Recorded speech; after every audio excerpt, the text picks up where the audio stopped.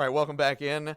If you were watching yesterday, right here, streaming on 11 Alive, you know that you got to see a lot of Atlanta City government at work. We brought you live streams of a number of Atlanta City Council committee meetings. One of them included some conversation about utilities.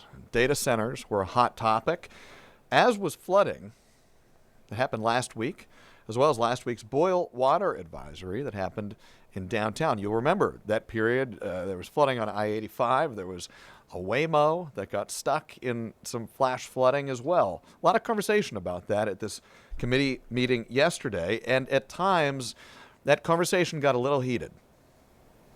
One concern I had was that we do have a Notify ATL infrastructure, that the utilization of that came way after both the boil water advisory was noticed by your department to council, but also noticed to the media. And there are a number of our impacted constituents that have signed up for Notify ATL because of the water main break, because of other emergency issues that we've had. And so can you explain the lag time between the notice that went out from your office to why it was so delayed to get to Notify ATL? So that I recognize that, the granularity is a challenge, but even if you have cast a wider net, people are going to be cautious regardless, and that's what we want. You're talking about the interface between the two? Well, why it took so long for the department to notice that there was a boil water advisory versus what went out via the Notify ATL text app. Again, the time between, again, when we knew versus... Well, correct, because people sign up for Notify ATL. Right. And that notice through that channel went out significantly later than what your department noticed to the media and to council. Okay. You can speak that? Okay. Good morning, Council. Lena Hardy, Director of Communications for Department of Watershed Management. I met at 8:30 with all of the city PIOs. That included the Mayor's Office of Emergency Preparedness at 8:30, and I shared all of the messaging at 9:30 for Notify ATL. I know I received personally the notification from Notify ATL at noon, so I will have to connect with Emergency Preparedness to see exactly what happened, but they did receive the information at 9:30. Okay. Mm-hmm. And just the sooner we can get that information out to constituents through all the channels. I recognize that y'all are leaning on media and other ways to try to get the word out, but that is a tool that we have here in-house at City Hall that a lot of people rely on, so I want to make sure we're using that. Yes. The other question I had as far as the generation of the map, I recognize that y'all are still trying to get as granular as possible, but it sounds like there's some understanding based on the sensor data that you had that water pressure was at a certain level at those sensor sites. I'm just curious if we have that data either in real time or roughly real time, why it takes so long to generate even a draft map that we can get out to our constituents whenever there's concern about what the quote unquote downtown corridor that's impacted means, since a lot of those initial reports didn't have any sort of visual indication. Yeah, we have to analyze. What we try to do is kind of shrink wrap the map to the affected area. So, we don't have the number of sensors that would be ideal.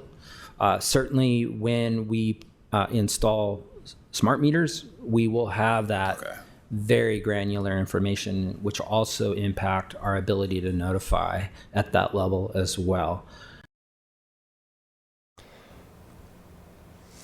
All right, we're joined now by meteorologist Danielle Moss. Danielle, we watched a little bit of that exchange there, a little bit of the sense of, what did you know and when did you know it? And then the addendum, when did that information via the Notify ATL system get pushed out to the public? It's one of the city's channels to communicate with the public. You watched a lot of that back and forth, a lot of that meeting. What's going on here? So there are 3 events that they are looking for right now, and this is... Wednesday was the beginning of it all. If you remember, there was those scattered showers that we were talking about that caused that major flooding in downtown Atlanta. That's number 1. Specifically the flooding on 75-85 on the connector during a rush hour. The second thing is the boil water advisory you heard, and really the notification timing for that boil water advisory, not necessarily the cause of the advisory. That was a concern. However, really it's the notification timing. Also, the third event is the Chattahoochee fish kill. If you remember the fish that died, around 50 to 100 fish that died in the Chattahoochee River. Now, they are all saying that it all started with those scattered showers. The part that was coming into question was, why did it take so long for those notifications to come through? And it seems as though that Notify ATL app was just a little bit slower than what it should have been to really notify the people that there was a boil water advisory in place, because it impacted so many people. And they also want to know, okay, is that on the app or is that on our notification system, in-house? Were those internal conversations making it to a place to have urgency to issue that notification? And one of the things that they did bring up was, okay, let's say it wasn't a boil water advisory. Let's just say that this was a situation where there was an active shooter. Let's say there was a situation where, the World Cup's coming here. Any kind of emergency that we can maybe not even be thinking about right now, we need to make sure that our citizens are notified properly. So now they're saying, well, let's reevaluate and see where kind of the drop of communication really happened, and how do we make sure this does not happen again. Also, speaking of not happening again, they also want to make sure that the Chattahoochee fish kill and also the failure at the Hemp station that really caused that boil water advisory, how do we make sure those two things don't happen again as well? So there's a lot of, we got to get to the bottom of the problem, because if you remember, the Chattahoochee fish kill also happened 2 years ago around the same date from the same type of a situation. So there are several factors that happened at City Council that were centered around the Department of Watershed, and the commissioner was answering those questions as best as he could yesterday. Was the rain that caused that flash flooding a surprise? Not to me, it was not. But, people, different agencies get their weather from different places. A lot of times, us as meteorologists, we assume that it comes from the National Weather Service, but they might have someone internally that also does their weather, whether that be a meteorologist or someone who is communicating, like a third-party person who's communicating with the National Weather Service, what they're saying in our Slack channel, and communicating that back to the city. So, we're not in those rooms to say exactly who's supposed to say when is it going to rain? Is it going to rain in Metro Atlanta? But the Department of Watershed Commissioner, he did say that once there is a 40% chance of rain in the city, they start to have an action stage. And by that, they start to take extra measures to prepare for the flooding, like clearing those storm drains, making sure that it's okay, making sure that that flooding does not happen. And because they were not really aware of the rain, that's why they were a little bit slower on getting those actions prepared. Now, I will say that we definitely were calling for rain, but, I can't be selfish in that fact. I did go to the National Weather Service and said, hey, what were your guidance? Because now at this point, Zach, it's been 7 days of these scattered showers that we have been tracking. So the National Weather Service said, hey, yeah, we put in our chat, and this is public knowledge.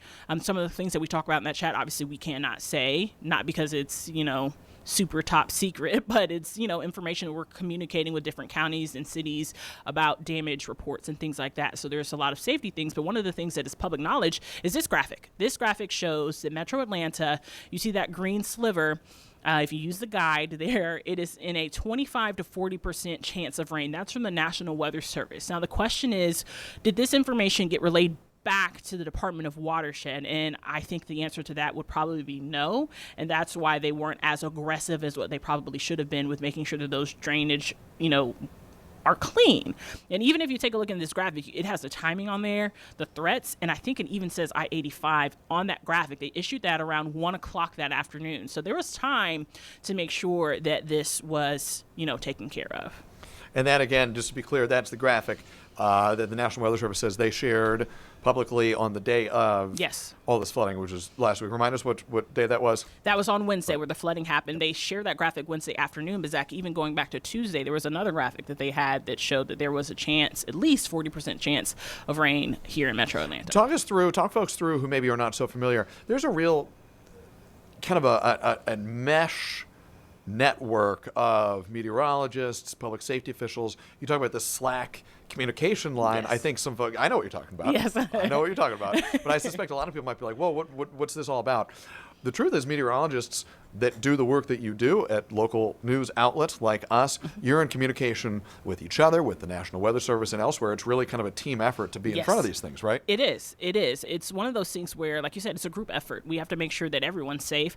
Obviously, not every single person is watching 11 Alive, and obviously not every single person has the National Weather Service, notifications turned on. But you're on their welcome to phone. do both of those yes, things. We do encourage you to follow the best weather team here in Atlanta, and that would be us. I'm going to co-sign that. I get to see you guys in action every day, and that is the truth. But it is a collaborative effort, and we go through trainings. We have a lot of different conferences where we sit down and we break down, different weather events like what we saw on Wednesday and what happened, what went wrong. And meteorologists aren't the only people in that building. We also have emergency managers. We have different city leaders because, especially when you get into North Georgia, different cities they have different types of leadership. So while we could be talking to emergency managers, you might be talking to a city manager, you might be talking to a city council person, whoever is really over weather notifications for your city, your town, your county. There's usually someone in that channel. And I will say